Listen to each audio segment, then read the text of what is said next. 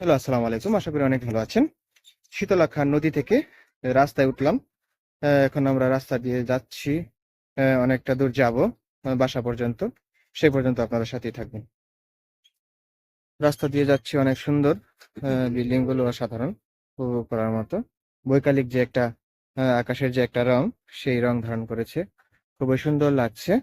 চারপাশটাও অসাধারণ লাগছে, উপভোগ করার মতো। আহ, এবং দেখার মতো। আপনারা উপভোগ করতে পারেন। শীতলক্ষ্যা নদীর যে সন্ধ্যার আবহাওয়া খুবই চমৎকার, উপভোগ করার মতো, অসাধারণ। এক কথায় নয়নাভিরাম সৌন্দর্য। আস্তে আস্তে করে বাড়ি যাচ্ছে, কানাকাটি করবে না।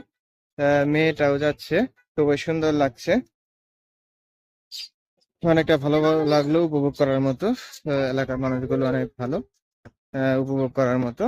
আপনারা দেখুন, আমি এই মুহূর্তে বাড়িতে যাচ্ছি। আমার মেয়ে একটু, সে মনে মনে কষ্ট পেয়েছে, তার জন্য কি লাগবে।